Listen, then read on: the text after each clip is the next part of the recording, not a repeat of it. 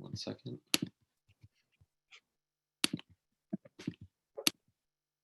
All right, continue. Share screen. Okay, cool. Can everyone see that?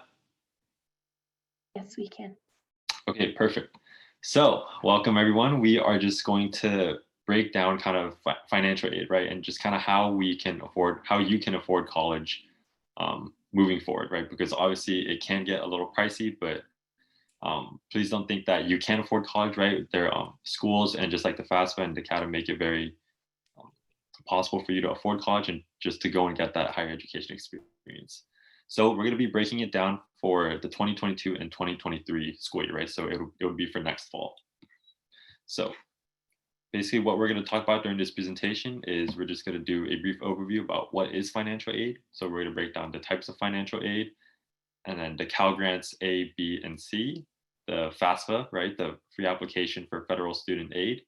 We're going to talk about how you start that application, kind of what's involved, the different materials you might need, and the California Dream Act, right? And then like the FAFSA, we're going to talk about how you start the application, kind of what you might need.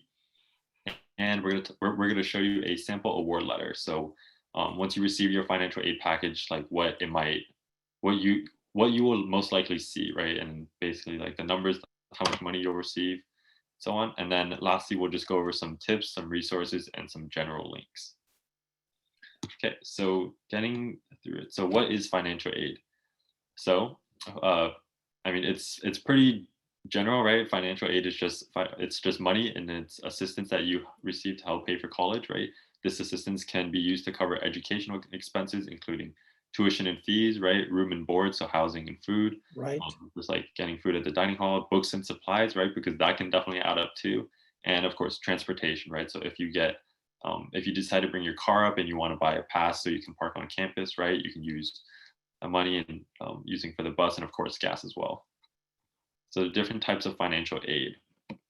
There are several different types of financial aid. I know I know when I was applying, I got really confused and thought that financial aid was only loans, but it also includes gift aid, right? Which is grants and scholarships. And that is technically free money. It's money that you don't have to pay back, right? And then there's also work study. That's a program that a lot of schools will offer you, right? And it's money you earn by working. And for work study, the majority of the time you will be working on campus, right? So you can either work at the dining hall or you can work at the library, and then you would be able to earn money that way. And then loans, of course, is the one that most people tend to know, right? And that is money that you will have to pay back eventually, but then the government or once you complete the FAFSA, you'll receive like some loans that you're able to take out. And then if you want to take it, you can. If you don't have to take it. Are there any questions so far? Did that kind of make sense? Yes. Sorry, I can't. don't have any questions in the chat so far. Feel free to use the chat to add your questions in throughout. I'll go ahead and Mr. Lee and I will go ahead and answer through the chat, or we can unmute and answer your question like this. So if you have any questions, feel free to ask.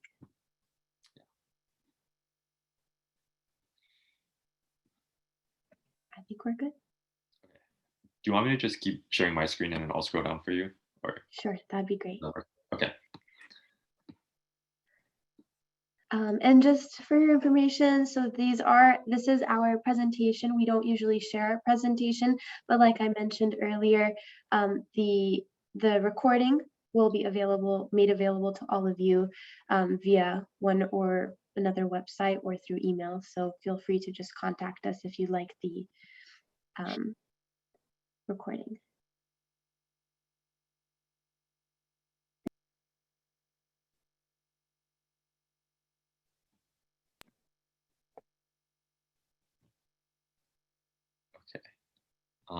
So Natalia, All I right, think Mr. Lee, is there any way we could do presentation mode?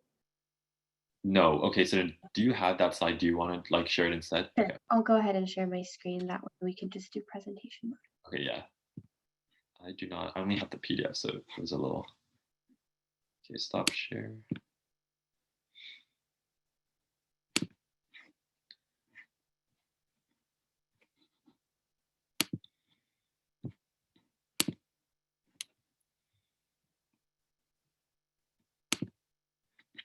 Can everyone see my screen? Mm-hmm. Okay, cool. All right, so we're going to go into Cal Grant now. A lot of you have heard what Cal Grant, you've heard the term Cal Grant, but you might not necessarily know what it is. So we're going to go into the breakdown of each type and how you can apply for it. So the first type of Cal Grant is A. For your information, you do need a minimum certain GPA, and your family's income also matters when determining your Cal Grant eligibility. So Cal Grant A requires at least a 3.0 GPA, and then it pays for 4 years of tuition, which is amazing. So if this sounds like you, just think about going to a UC and having your tuition paid for up to $14,000 a year.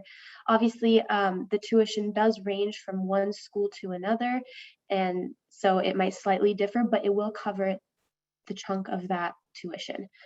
Same thing with private schools, Cal States, and the California Promise at community colleges. The way that the Cal Grant can be used there, you can take out the Cal Grant separately, but most students are advised to put their Cal Grant on hold during their time at community college because the Cal Grant is only eligible for 4 years. It's only renewable for 4 years. So let's say you take 3 years at community college and transfer out to university to complete your bachelor's. That final year, you'll have 2 more years at university, but you'll only have 1 year of Cal Grant. So you want to make sure that you save that for your university as much as possible because the tuition is a lot higher at a university rather than a community college. Cal Grant B is slightly different. You do need at least a 2.0 to a 2.99 GPA. It doesn't pay for all 4 years of tuition, but what it does do is it gives you a living stipend your first year, your freshman year. It'll give you a total amount of $1,656. And then your second, third, and fourth year will cover the tuition. Again, this changes per university and institution. And then we have Cal Grant C, and this is usually used for students who choose to go to a vocational or technical school with an occupational program, and it will be in the same amount of the tuition at that school. Before I move on to Cal Grant eligibility, is there any questions specifically about a type of Cal Grant?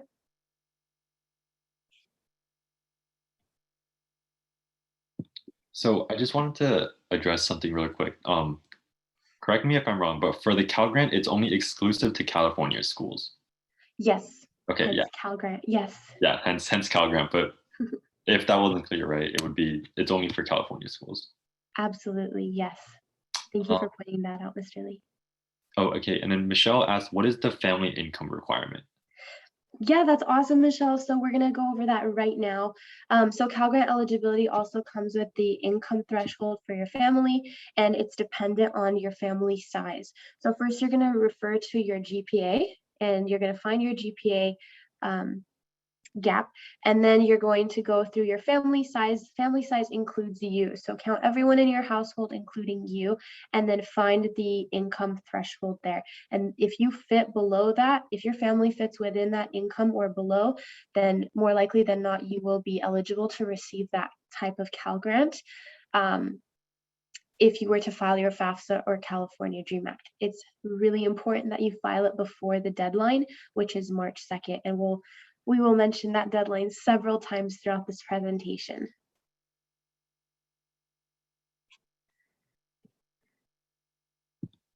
Okay. Ms. T, we actually have another question from a student. Mm-hmm. Is that okay? Okay, so Christine asked, can Cal Grants be used for any university besides UC schools? Yes, it can be used for any university in California. Mm-hmm.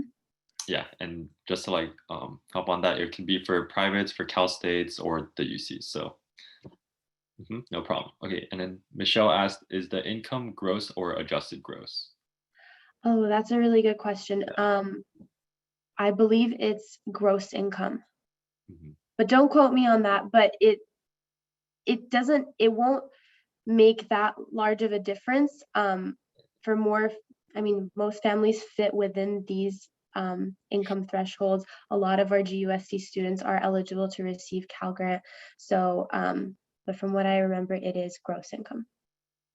Yeah. And Sarah, oh, okay, wow. Yeah, you're welcome. Sarah asks, what does an independent student mean? An independent student is a student who, sorry, I'll go back to that slide, who might be, what is the term I'm looking for? Miss Ridley, do you know what I'm talking about? Wait, so like, oh, and then people are typing emancipated. Yes, thank you so much, Yeah, Mr. thank you. Koma. Thank you. Yes, an emancipated minor is Right. an independent student. So essentially, they only take care of themselves. They get a lot of funding from the government to support them because they don't necessarily have parent or guardian that is supporting them financially. So they would file differently, and they would avoid a lot of the questions that are asked for students who are dependents of their parents or guardians. That's Thank a you. really good question. Yeah, Thank you so thank much, Mr. Koma. Yeah, yeah. Okay, and then Rebecca asks, what if a student has divorced parents? Do you combine the incomes? That's a really good question as well. For divorced parents, we usually have students report the parents' income, who they spend most of their time with. So if it's pretty much even, you would more likely than not go with the parent who has a lower income, just because it's going to make you look a lot more, it's going to help you get more financial aid essentially. So if it's kind of tied in between, right in the middle, that's just a tip for students. Okay, and lastly, Anna asks, if not on income tax, can they be independent? I'm not 100% sure what you mean by that. Would you care to, you can feel free to unmute and ask because I'm not. Sorry, I meant to say on the tax return, so income tax. So I've heard if they're not on the, if we're not filing the kids in the income for the tax return, can they be independent? And if they have to show income? If the students are not on your taxes, are they on anyone's taxes? Let's say I know my daughter is going to be going to first year of college next year, right? So if I don't file them for this coming tax return, then can she be independent? And if she goes and finds a as like a part-time job? Oh, so that technically no, if they're still living under your roof and if they are receiving more than half of your finances and your financial support, then they would still be considered a dependent regardless of if they're on your tax transcripts. And also you're going to be reporting your tax transcripts from last year, so from 2020, and we will go more into that later. Yeah, but what if they go away for college and they don't live with you? So they're not technically living with you, right? Yes, so if they're over 18, then they're going to be filing their own taxes. Is that what you're asking? They may not be necessarily over 18, but they can be going, living on campus, right? For instance. Right. So they're not living with you, and you haven't filed them in your tax income, return. So can they be considered independent?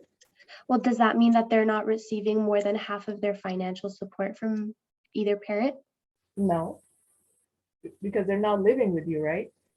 Right, but we have to report from what the current situation is. So if your daughter or son is currently receiving more than half of their financial support from you, then you do have to put it for this year. Okay. Okay, we'll continue in a sec, but Maureen just raised her hand really quick. So if you would go ahead and ask. Yes, go ahead, Ms. Avakian. Hi, thank you. I'm sorry, I joined the meeting a bit late, but if they're applying for grants based on prior year parent income tax filings, yes? And if at that time parents were together, filed jointly, but now the parents are no longer together and the child lives with one parent, how do we account for that when these grant applications have deadlines that perhaps don't coincide Yes. with that?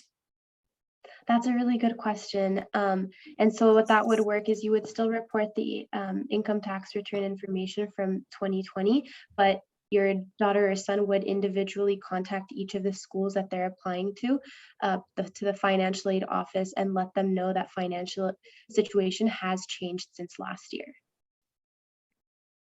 Thank you. Mm-hmm. And I do want to bring up a point that Ms. Gonzalez did bring up in the chat. Parent tax information is required. So it's hard to file as an independent without the certain requirements. And I can go ahead and pull up what being an independent means through the FAFSA, and I can go ahead and share that later on. Yeah. Thank you everyone for contributing. These are all super good questions. And for those of you that are actually helping answering some of the questions, super helpful. All right, so we're gonna go ahead and move on. Okay, yeah, so now we're gonna talk about which financial aid application do I complete. Okay, so financial aid, it's like the umbrella term, right? But then under that, there's the FAFSA, the Federal Application for Free Student Aid, no, right? I think, okay, yeah, I'm pretty sure that's the acronym. And that's for US citizens or legal permanent residents, those with the green card. And then there is the California DREAM Act, right? And this is for undocumented AB 540 students, right? And oh, sorry, could you go back? I just want to talk about the deadline. So the deadline, it opened on October 1st, right? And then they're due March 2nd, right? So as long as you submit either of these applications before the March 2nd deadline, you'll be considered for like a maximum financial aid package, right? So keep that in mind. And then of course, we put in parentheses, it's earlier for some schools.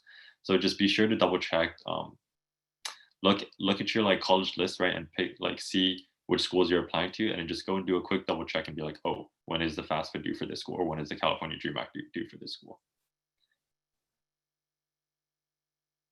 All right, yeah, and then we're just gonna walk through the FAFSA real quick.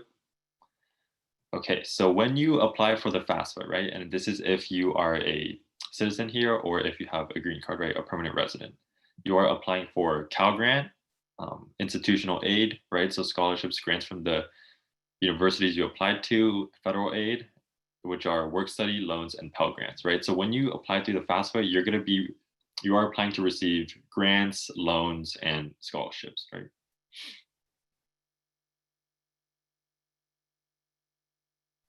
Okay, so this is the tricky part, okay? What you will need to, here are some of the documents that you will need to apply, okay? So it's your 2020 income tax return, okay?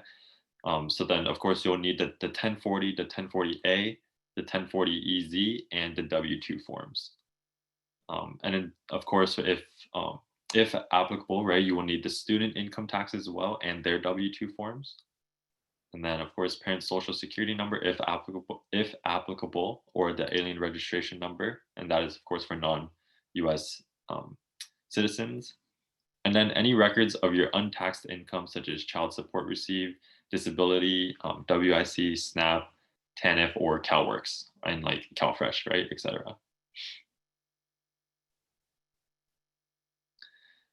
Okay, so to begin your FAFSA application, you will need to create an FSA ID. And then you can go to this link right here, right? So https://studentaid.gov, and that will take you to a website, and then you should see a sign that says apply for the FAFSA, right? And begin FAFSA application, you would just click that. So a really important thing to note is that both the student and the parent will need to make an FSA ID. Okay, but keep in mind that you're only still completing one application, one FAFSA application, right? So if the parent does not have a social security number or a ITIN, right, an individual taxpayer identification number, you will need to print out a signature page that is given to you at the end of the FAFSA application, and you'll have to mail that out. And then once you print out the signature page, right, you will see the address that you need to mail it out to, and then you can just put that in an envelope and get the stamp it and mail that out. And then, yeah, so every year that your student is in school or that you are in school, you will have to do the FAFSA every year, right? The FAFSA or the California DREAM Act every year. So that's why it's super important that when you create this ID, you like write it down in your notes or like you keep it somewhere safe, right? So just so you have that available to you. And Mr. Lee, if I can just add, only one parent needs to create the FSA ID, not both. And if you have an older sibling that has gone to college, more likely than not, your parent has already created an FSA ID. So they just want to retrieve that one if they've forgotten it. And in the case that a parent does not have a social security number, they would not be creating an FSA ID. And in the actual application, you will go ahead and input all zeros when it asks for parent social security number. It'll first pop up as an error, but then you'll override it and just move forward. And then that's when it'll ask for the signature page at the end. Yeah, thank you, Ms. T. Yeah, so yeah, basically for the FAFSA, either one parent and the student needs to create the FSA ID, because at the end you will have to sign, like at the end, that just confirms that everything you inputted was like true and that you didn't share or input any false information. And then we did have a question in the chat asking, can you be considered for partial financial aid? Partial financial aid. So I don't know if, I mean, once you complete the FAFSA, you will receive just a financial aid package, right? And that's determined on all the information that you inputted on the FAFSA. So I'm not sure like what you mean by like partial. Like you'll definitely receive something based on the information that you share. And that can be grants, loans, or scholarships, right? But yeah, and just to clarify, I think like you can definitely receive the maximum amount possible, but you can also receive less than that. So it's not all or nothing. You can definitely receive somewhere in the middle. I don't know if I'd consider that partial, but if you want to put a term on it, I guess that's what it would be. Yeah, that's kind of what I meant. Based on your income, because let's say your income is more than what you showed earlier. So if your income is more than that shown on that table, would they give you still partial financial aid? So that's what I was trying to get at. Oh, I see. So if it's specifically for the Cal Grant and it doesn't fit in that threshold, if it's above that, then more likely than not, the student just wouldn't be receiving Cal Grant. But there's so much more that they can receive in terms of like other scholarships, grants, and loans. So it would just be that they wouldn't be eligible for the Cal Grant. Okay, thank you. Mhm. And then Mr. Lee, there is a question. If a student is awarded a Pell Grant, do you have to pay it back? Pell Grant, no, because it is a grant. And in grants, whenever you see a grant, that tends to be free money, right? So then it's free money that's awarded to you, right? So Cal Grant, it's free. Pell Grant is free. I believe there's another one, but yeah, you do not have to pay it back. And then, oh, there is another question, right? Okay, so a parent needs their own account and a student needs their own account. Yes, so it's only when creating the FSA ID, and if both the parent and the student have a social security number, they'd both be creating the FSA ID. And essentially this is your account username and password to which you will use to actually sign the FAFSA at the end. yeah. Oh, okay. And then I know FAFSA opened up for submission on 10/1. Will you go over the deadline and such later? Okay, so we just went over that super quickly. So FAFSA and the California Dream Act opened on October 1st, right? But as long as you submit before or by March 2nd, you will be considered for the maximum financial aid, right? So it's okay if you submit it, if you don't submit it right now. As long as you submit it before March 2nd, you will be considered for like the maximum financial aid package. There is a question asking if it's worth paying for a financial aid counselor. I'm going to say no, because both Hoover and GHS have college advisors, and that's specifically what we work with. So we can definitely guide your students through the application process. Yeah, we are resources here for your students. So please, before you go out and spend your own money, come and talk to us first, because we were definitely happy to help. And this will go for any student that is going to college next year. So even if you have a sibling that's graduating with you this year, each of you will have to file your own FAFSA, and both of you will have to have that parent signature or that FSA ID from your parent as well. I have a question. Mm-hmm. So we have until March 2nd to submit the FAFSA. Mm-hmm. If we do a tax return for 2021, sometime in February, can we submit that will count, or it should be they're counting 2020 tax, like. Right. So it should be your 2020 tax return. Okay, thank you. Yeah. Okay, so we're gonna go ahead and continue. Okay, so, oh yeah, so this is basically just how you create your FSA ID, right? Like what we've been talking about. Once you go to the link that we shared, right, you'll click the start your FAFSA application, and then you will see create an account, right? FSA ID. It's just gonna ask for your like first name, your basic just like information, email, that kind of stuff. And your FSA IDs will allow you to log into your FAFSA and will act as your signature for submission, right? Everything that we just talked about. All right, and then so if you wanted to begin, if the FAFSA application applies to you, right, you would go to this link, right, www.fasfa.ed.gov, and then you would make sure you're clicking for start a 2022-2023 FAFSA, right, and then that's for the students that are starting for next fall in that academic cycle, and then in the FAFSA there should be an option that's for an IRS data retrieval tool. Okay, if possible, please use that because it basically facilitates the whole process of just inputting all your information from the tax return. The IRS retrieval tool will like automatically put that information in, right? So it makes the process so much easier and it's so much less of a hassle for you to go through and manually input everything. And then of course this star, right? The student will report the information of the parent or parents that they live with, right? Regardless of who claims them as a dependent.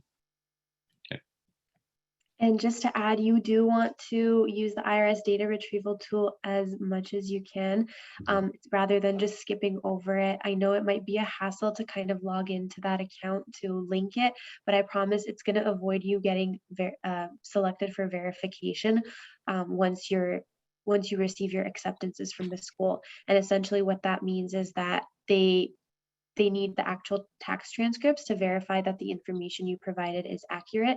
So they're going to ask you to upload a bunch of tax transcripts until they receive it. Your financial aid package would be on hold. So it's important to try to use that as best as you can. Yeah, so just one last thing as you go through the IRS data retrieval tool, once you go through the whole, it should be under the finances section of the online form, and then you will see something that says link to IRS button. And then if you are eligible, please use that, right? Use the IRS DRT. And then once you kind of go through that whole process, right, you will know that your federal tax return information has been successfully transferred because the words transferred from the IRS will display in place of the IRS information in your FAFSA form. So please make sure that you see that like transferred from the IRS form if you use the data retrieval tool.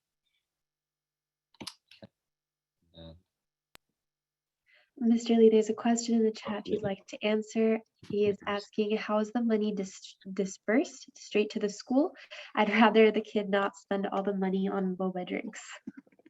Wait, hold on. So they're asking how the financial aid will be dispersed. Oh, okay. So it's dependent on the school. So I guess I'll use like my own personal experience, right? So I went to UC Santa Cruz, and then once I received my financial aid package, right, they made me sign some like promissory note, which basically means that any miscellaneous charges that appeared on my account, right? So whether it was tuition, room and board, right, whatever financial aid I received, it would automatically go and pay that amount, right? And then by whatever money that was left over, right, it would be refunded back to me through direct deposit. Does that kind of make sense? So basically, obviously the money should go first to paying for tuition and and room and board and books and that sort of thing, right? But then depending on which school they go to, there should be an option where the students can choose to automatically like sign that note and be like, yeah, whatever charges appear on my account, I want my financial aid money to be used to pay those charges. Okay, hopefully.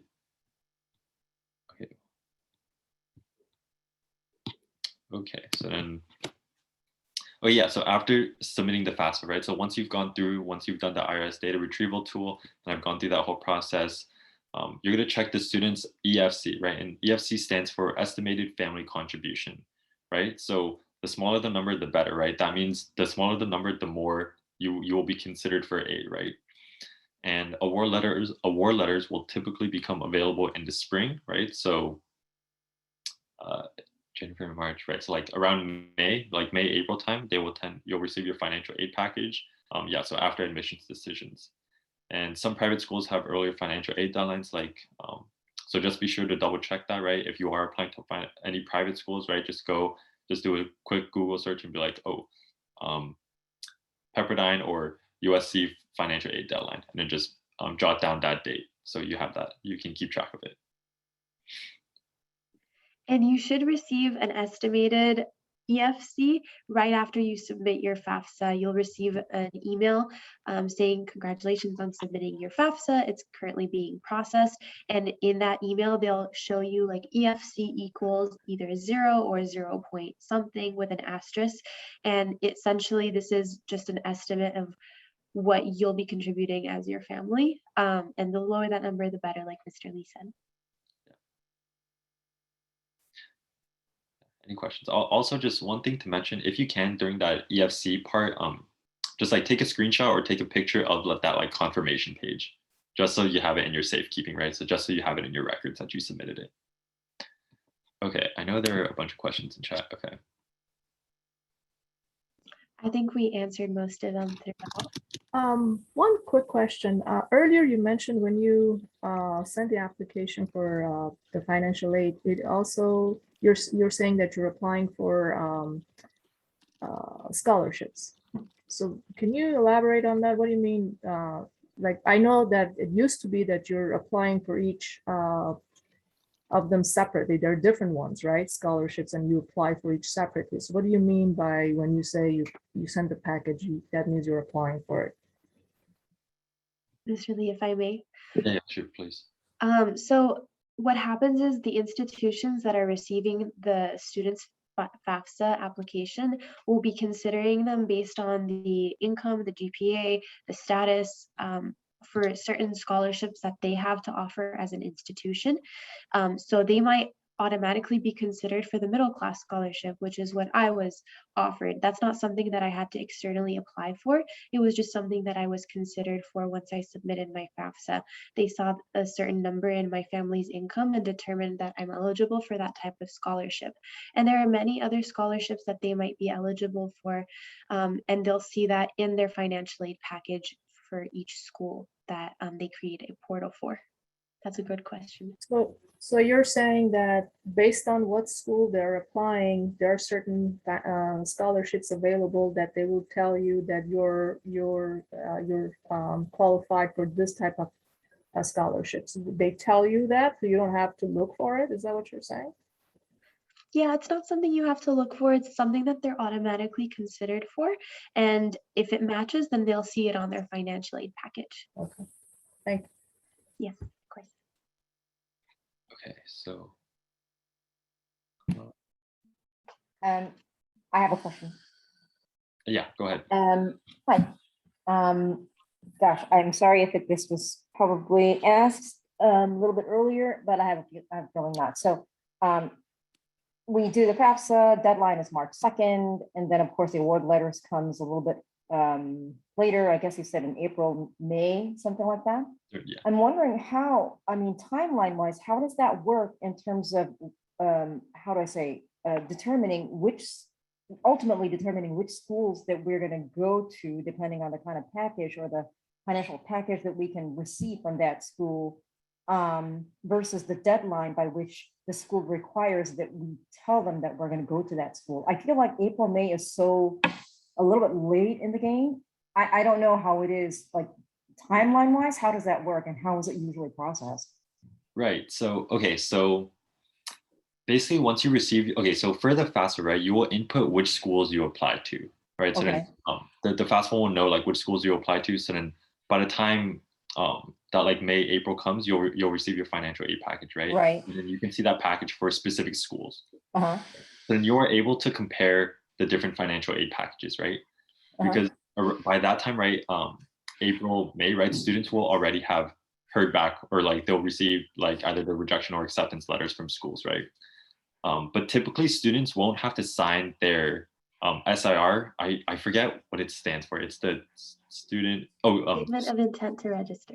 yes. So typically students, So basically a letter or some kind of agreement saying that you're going to be attending.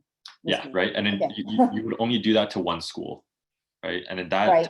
that tends to be like a lot later. So probably around June, right? The deadline is probably around like July for students to sign their Oh, SIR. is that right? Gosh, it must have I really believe changed it's- from my time. That's what I was curious. I was like, how does that even work? Okay, gotcha. Yeah, right. If it's as late as June or July, I guess it could work. Okay.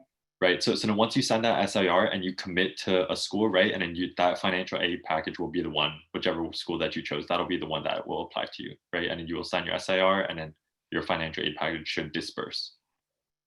Okay. Yeah. Okay. I know things get a little tricky when we put in we put in the mix early decision, early action. But anyway, okay, gotcha. All right, thank you. Of course. And then I have a question in the chat asking if a student were to take a gap year, would the financial aid cover that? So just to clarify, the financial aid that they're applying for would be for specific institutions. So if they're going to do a study abroad program, then yes, the financial aid can definitely be accommodating for that. However, it wouldn't be just for taking a gap year. That would have to be like external financial aids, meaning like private loans, that kind of stuff, or any other scholarships that the student might be eligible for. And to answer the question, yes. So the application for the 2022-2023 FAFSA, it opened October 1st, 2021, and then the priority deadline will be March 2nd, 2022. So as long as you get it in before that March 2nd deadline. But then it depends it's like, it can be school specific, right? So for some private schools, it may be different. So just double check that.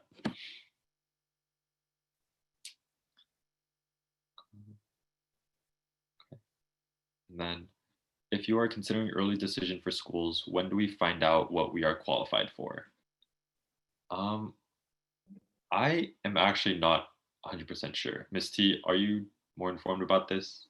Yeah, so the early decision, that's what it becomes really tricky. You kind of have to Right. go in with the mentality that whether it's like all like across the United States, whether you get anything from your financial aid, you're committing to that school if they decide to accept you. So there's a huge chance you might not be able to see your financial aid package before you receive that acceptance. So if you're doing early decision, you have to be really careful in deciding if this is the school you're set on regardless of all these factors, then yes, you can go for it, because there is a high chance you won't see your financial aid package before the deadline, before you receive news from the school. I have a question. If my daughter is not decided 100% what school she's going, for example, career college, and she's not indicating that school name in the FAFSA, later when she get the financial package, can she apply that scholarship or loan or grant any school that she decides to go, which she did not mention in her FAFSA application? So it'll be specific to the school she is applying to. So it's important that even if a student is possibly considering applying to a certain school, that they add that school to their FAFSA application. It won't harm them in any way in the case that they don't submit an application to that school eventually. But if they have the chance, just go ahead and put it in from now, so that in the case that they do apply later on, that financial aid is secured for them. But basically, if she is not mentioning that in her FAFSA application, then she cannot apply that scholarship. Yes. Or okay. She can always go back and add the school, but it's better to just kind of put it from now, even if it's something she's considering. So a lot of students are set on going to a four-year university and applying to it from now, but I recommend that they also include a community college on there, regardless of if they are going to apply to it at the end of the school year, just to secure it there. Thank you. Okay, so I have a question. I already have an FSA ID number because of my older son, but during 2020 he worked and he's filed his own tax return, so he's going to be doing his FAFSA independently. Now, for how is that going to work? Am I supposed to create another FSA ID for my younger son? No, so since you already have the FSA ID, right? That is the one that you can use. And then your younger son who is applying to college this year, right? He will need to create his own FSA ID. Okay. All right. And my older son, since he has his own tax return and he's filing independently, when he does his FAFSA, he doesn't need to mention my FSA ID, right? Anymore.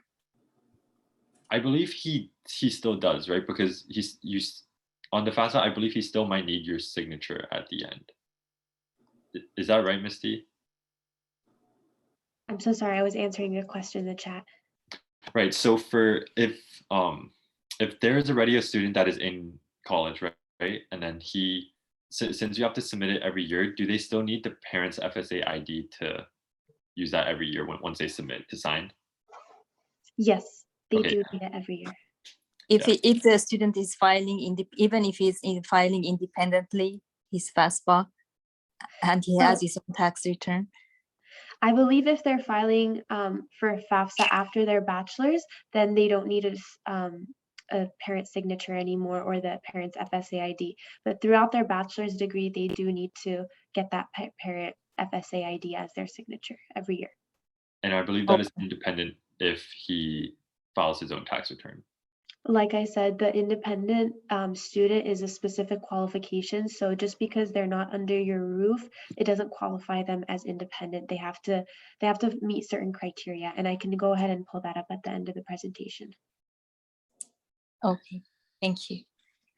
Okay, I'm just gonna address. Okay, so for how many schools can you apply for? Okay, so in theory, you can apply to as many schools as you want, but it does become a cost issue because you will have to pay a fee for each school that you apply to, right? So I know for the UCs, it's like $70 per school. So it can definitely add up very quickly. So just like keep that in mind, but there's also fee waivers and stuff. We won't be getting into that on this presentation, but that's also something that you can explore.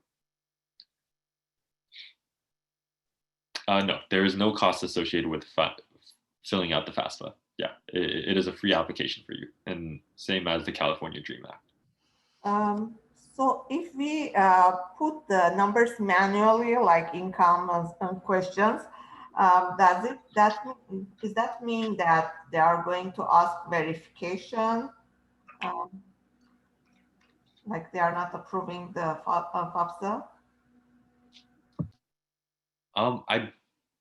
There is a chance, but I don't believe not in all cases, because the point of the IRS data retrieval tool, right? So like it's coming straight from the IRS, so they know it's like 100%, right? So there's no chance that you are inputting wrong information. Yeah, like we just there were a lot of information. We tried to do our best, and now I'm hearing that there is a way to attach it, but since we already did it, that's. I see. Yeah, Misty, I think you might be answering a question right now. Yes, sorry, can I, what was the question? Yeah, so for someone that already manually inputted the information on their FAFSA, right, what are the chances that they would get selected for verification? Pretty high, but it's not a big deal. All they're going to do is ask for your tax transcripts. So as long as you have that handy, all she would have to do is upload that to the to the portal. And then they'll just take a couple weeks to review it, and then that hold will be removed from her account. Yeah. Thanks. Yeah, it's if you can use the IRS data retrieval tool, it's a lot better. But some people want to avoid it during the application just to kind of get it over with, which is totally understandable. But it's easier, it's better for you in the long run if you can use it. Okay, so we are running close to time, so I'm going to go ahead and go through the presentation, and then feel free to keep asking your questions in the chat and we will get to them as soon as we're done. So this second part is going to be on the DREAM Act. So the FAFSA, again, was for US citizens or students with a green card. For students who are undocumented AB 540 students, you will be filling out the DREAM Act. It's essentially the same application. It's just because of the citizenship status. So when you're applying for California DREAM Act, you're applying for Cal Grant. So that means that you're eligible for Cal Grant and institutional aid, such as any Pell Grants or FSEOG, scholarships, grants from the universities themselves. However, they're not Pell Grants, just any other grants and scholarships, but they are not eligible for federal aid, meaning anything from the federal government, including Pell Grant and loans. So that's the only discrepancy between the two applications. And what it means to be an AB 540 student is that you need to have attended a California high school for 3 or more years, graduated from a California high school, and eventually you'd have to submit an affidavit to the school that you will be attending next year. And that'll be something on your portal once you create your portal for the school. Are there any questions about AB 540? Because I know this part gets a little confusing.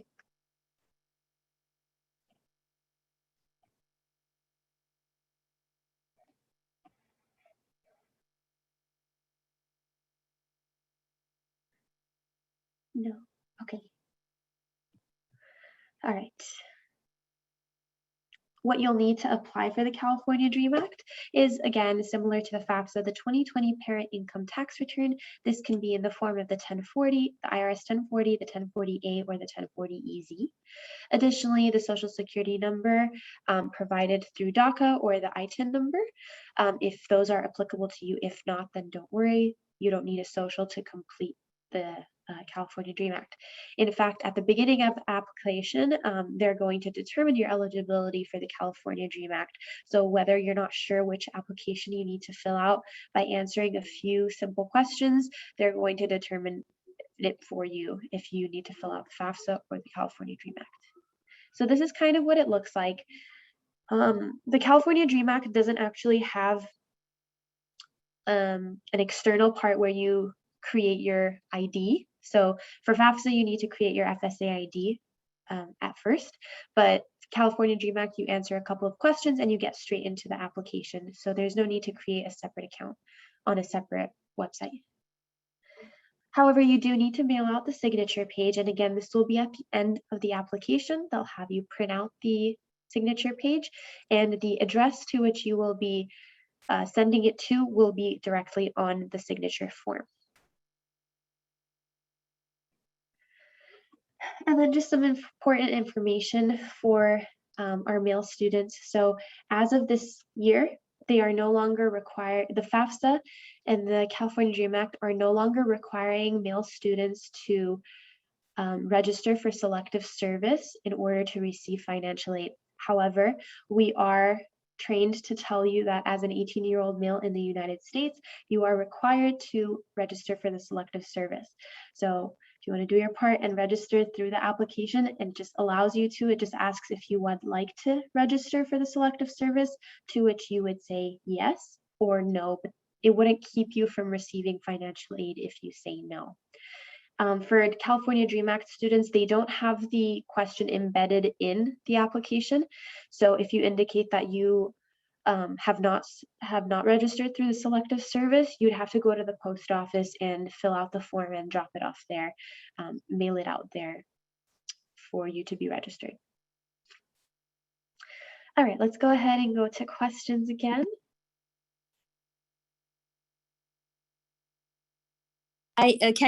Can you please go over the requirement to be an independent student? Yes, so that's not part of the application, but I will go ahead as soon as we are done with the presentation. I'll go ahead and pull up a link and I'll definitely go over that.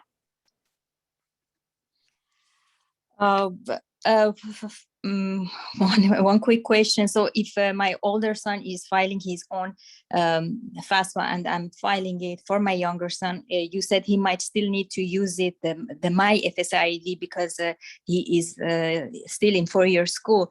But so my FAFSA ID is going to get used in 2 different applications. Is that okay? I mean, it's not going to create any problems? Not at all. No. Oh, yes. All right. Thank you. Of course. And I wanted to address a question. So someone asked, what if on the second year of getting the FAFSA, the student decides to transfer to a different school? Do we have to apply for another FAFSA again? So the FAFSA is an application that you will apply for every year that your student is in school. So even if they transfer to school, even if they transfer to a different school, they will have to apply for the FAFSA again.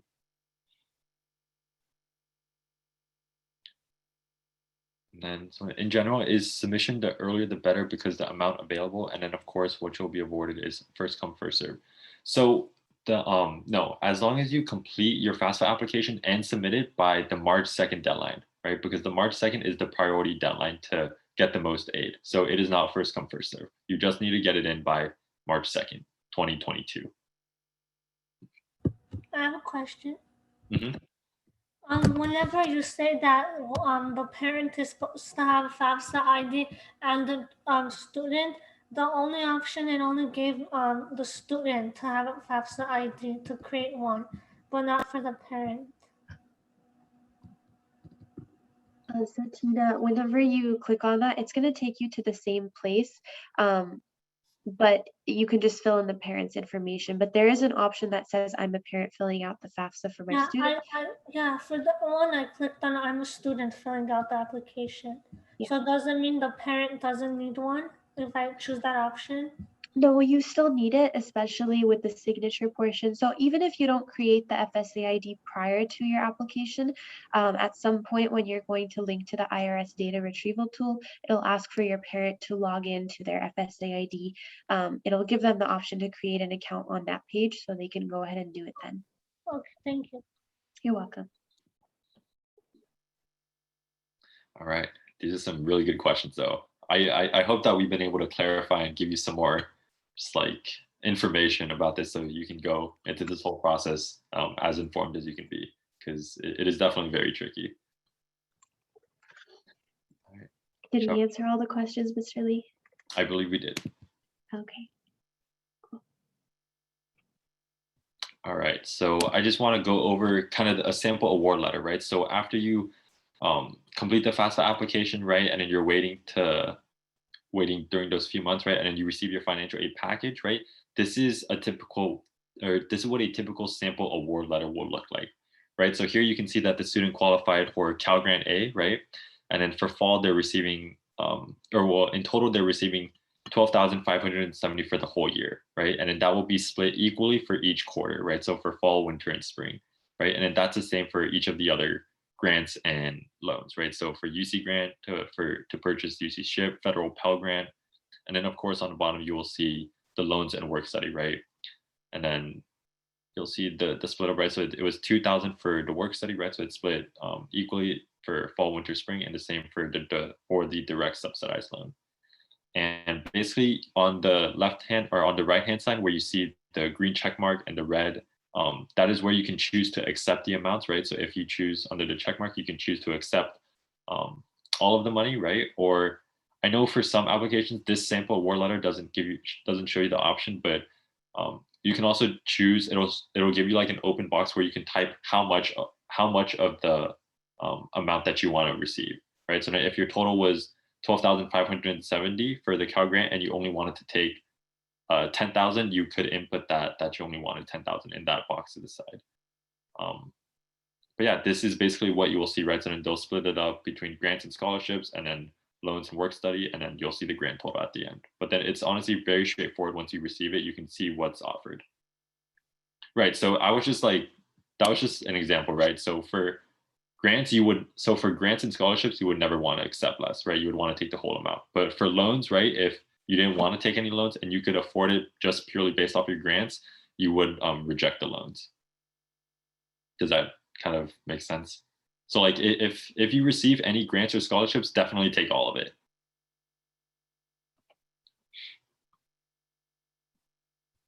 Okay, yeah, so just general tips about the whole process, right, for your FAFSA and California DREAM Act, right? Your information is protected, right? So it is all confidential, right? So it's safe, right? So just make sure that you keep all your FSA ID, your passwords in a safe spot so that you can always go back and refer to it.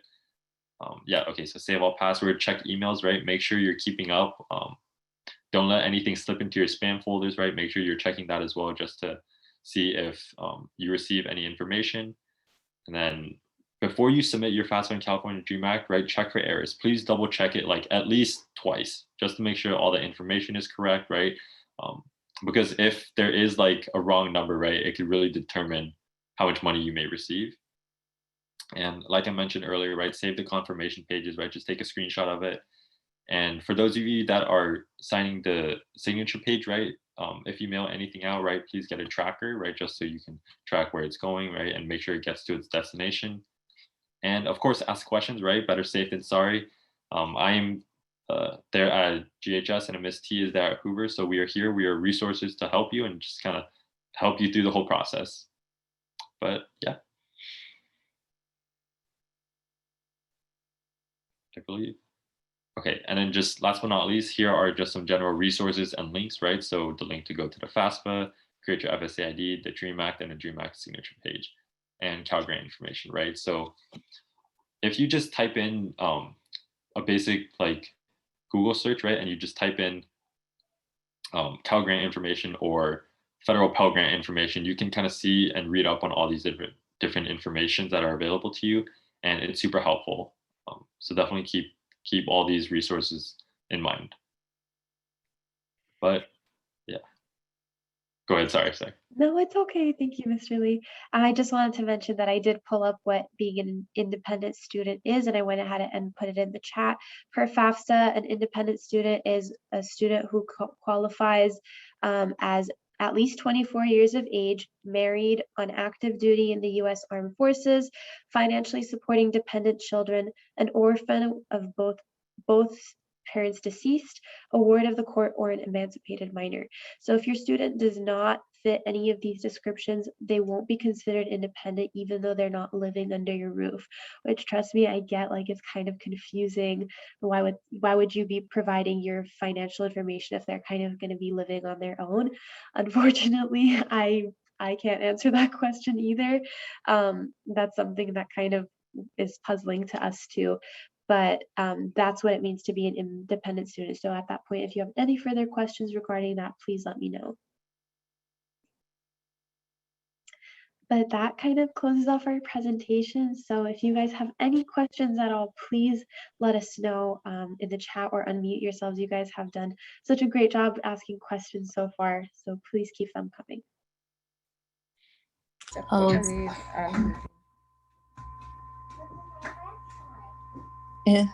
If I have a question, so if the child lives under your roof, is it possible to be considered independent? No, that wouldn't fit the description. So even if they're not living under your roof, if they are not any of the reasons that I mentioned, then they wouldn't be considered independent. Okay.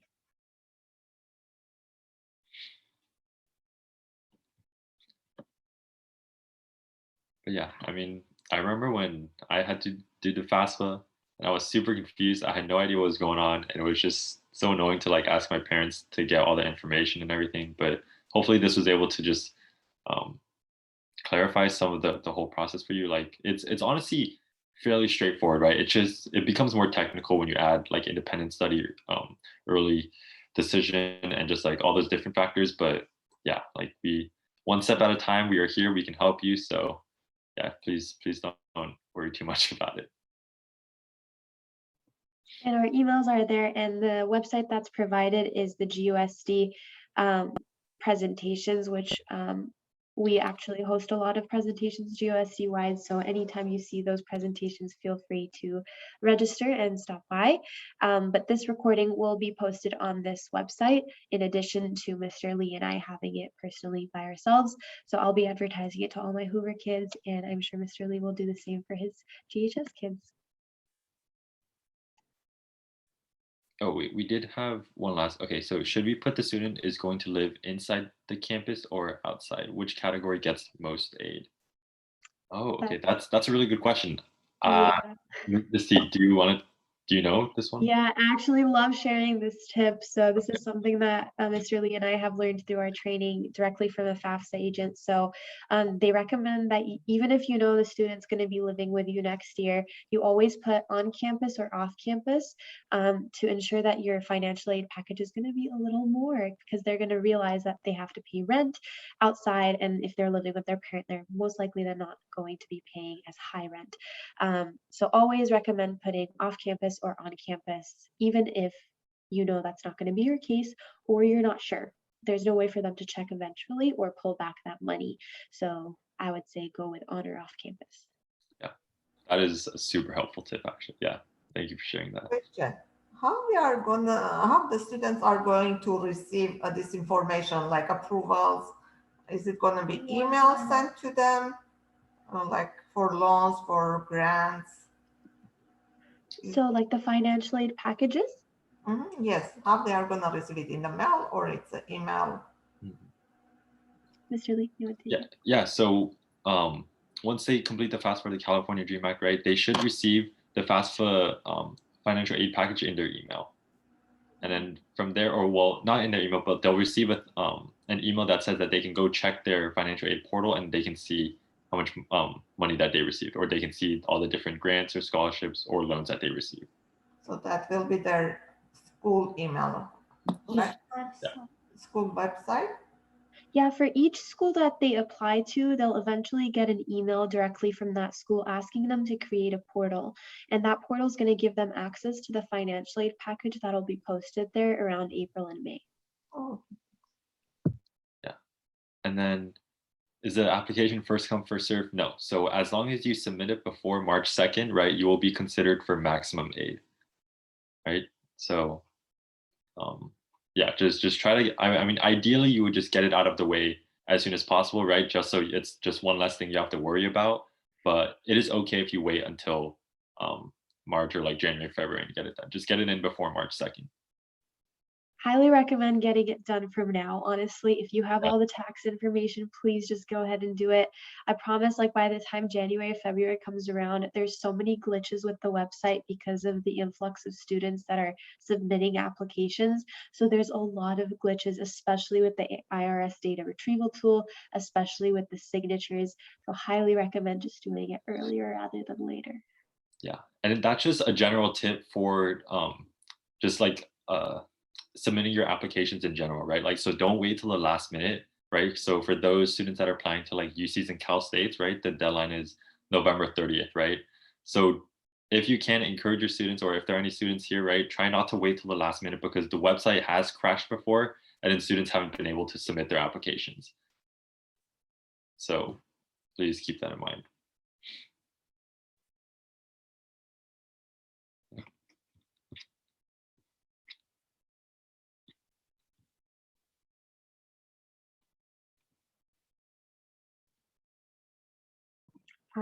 Yes, I mean, this is the end of the presentation. So if you're done asking your questions, feel free to leave. Thank you again for attending. If you have more questions, feel free to stick around. My question. For the financial aid, can we also apply through the College Board website since they have one too, or is it only through studentaid.gov? Because both websites have financial aid. Oh, I believe if you can, just apply for the FAFSA through the studentaid.gov website. Oh, but we can do both, right? I am not sure about the College Board website, but you would only do, like, you're only submitting one FAFSA, and I would just do it through the studentaid.gov website. Okay. Yeah. And just another tip that I thought of, so when students, a lot of students have been asking me about this website called Go Marry to fill out an easier FAFSA application.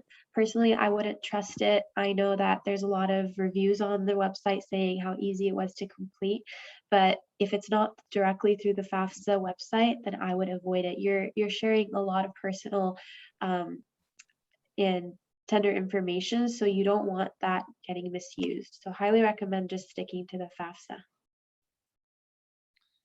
Oh, Okay, wait, the GUSD.net/presentations is not working. Okay.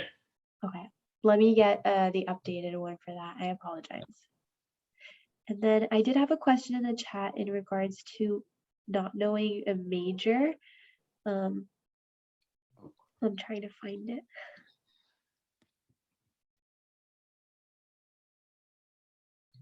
A list of schools to consider if kids don't know what they want to major in.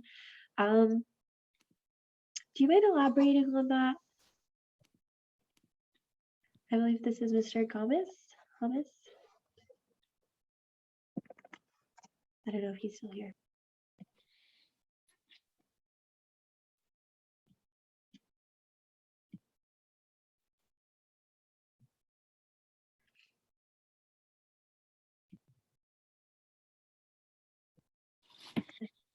Okay, I'm gonna go look up for the GUSD presentations. Yeah, because I believe the best fit for me one is also there. So it'd be really helpful if Yes.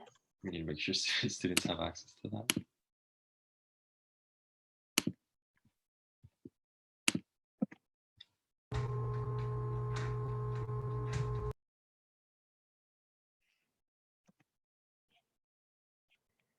Okay.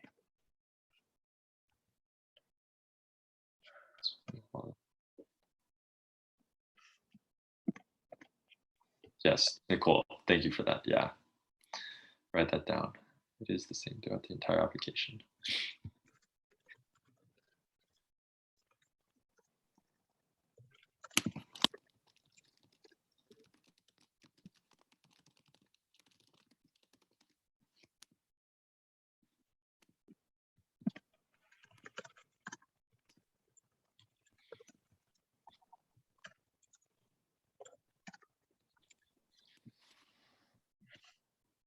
Oh, okay. So Christine, the SIR is the student intent to register. So then that is what you will sign once you receive your acceptance letters from schools, right? So then say if you get like by the time acceptances letters start to come around, right, and then you get accepted into your dream school, right, you will kind of go to their like portal, right, so then you'll create an account for like that school specific portal. You'll go in it and then you'll sign your student intent to register, and that's basically you're committing to go to this school, right? So then once you submit the SIR, you will sign up for orientation and then go through that process. But that's basically your commitment that you're going to this school and none of the other ones.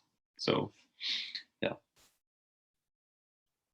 so then just make sure like for your SIR, right, like make sure that the school that you're signing your SIR for is the one that you're for sure going to, right? So consider all things such as like financial aid, right? Like, are you going to move out there? What's your living situation going to be like?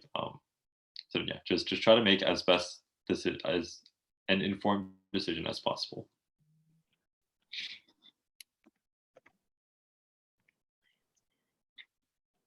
Yeah, no problem. Oh, that's a really good question.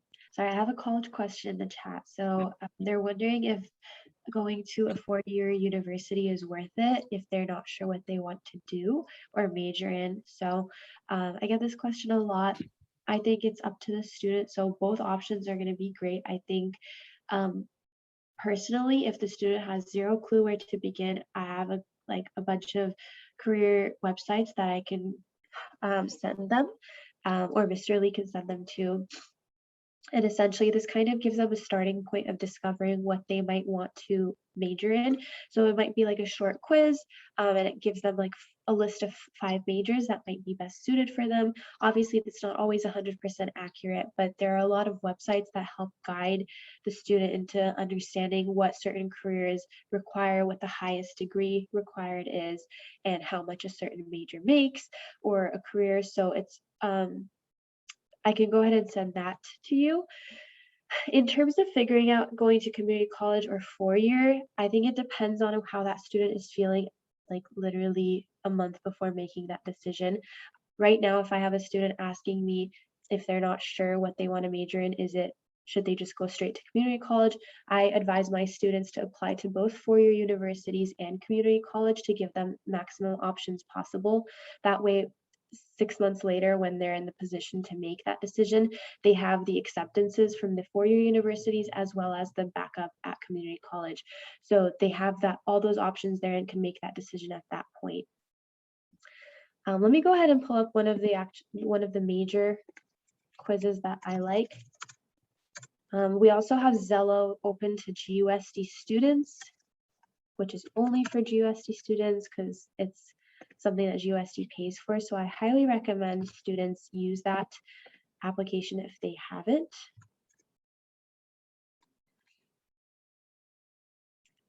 Zello is a really, really cool tool if your students don't know about it. Miss Lilith Maksudian does make appearances at our schools and talks about Zello. Essentially, no, I'm not sharing anymore my screen. But let me go ahead and put the link in the chat. But Zello gives students the opportunity to find out what they really like and things they might want to avoid, and it gives them information and knowledge about different careers available to them other than the top 10 that we know of, like doctor, lawyer, teacher, policeman, fireman, which are all great options, but I think it limits students to thinking that they can only pick between these top 10, and it's like there's so much more out there for them. So using these types of tools like Zello or KPEX to compare different colleges, that's going to help them expand their knowledge on what's out there and feel less constricted. So that's my personal take on it. But I think Goshen is a really good place to start.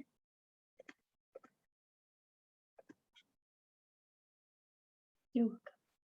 Are there any other questions? A quick question. So if my older son is not qualified as an independent student to file his own FAFSA, when I'm filing for my younger son, he's supposed to be in the same application? He's supposed to be added to the old application that I have for my older son, or are we supposed to create another application for my younger son? You would have to create your own application for the younger son. Okay, so it's going to be two applications, even both of them are dependent with me. Right, yeah. So then there would be Okay. one FAFSA application for your older son and one FAFSA application for your younger son. Okay, thank you. And then those two applications will have to be, you will have to do those applications every year that your sons are in school. Yes. Okay, great.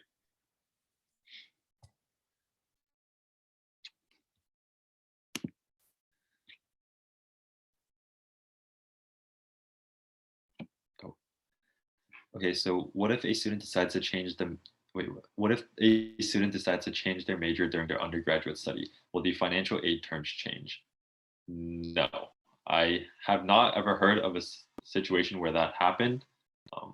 At least it didn't happen with me. I changed my major, right? I applied for religious studies major and I switched to psychology, and my financial situation didn't change. So I believe changing their major does not influence the financial aid terms. Misty, is that more or less correct? I'm so sorry. I was adding to the workshop. Sorry. Okay, so someone asked if a student decides to change their major during their undergraduate, will the financial aid terms change? And it's no, right? Yeah, like I've never heard of that, something like that happen. No. The only thing you want to be careful with major is you can usually switch out of a major, no problem. However, some majors only allow students to apply as a freshman. So if they, like, let's say I have a student who's interested in nursing, that can only be applied to as a freshman. So they can't transfer into that as a sophomore or after they've been admitted to the school. But it's very limited majors that are like that. Other than that, mostly you can just switch into any major.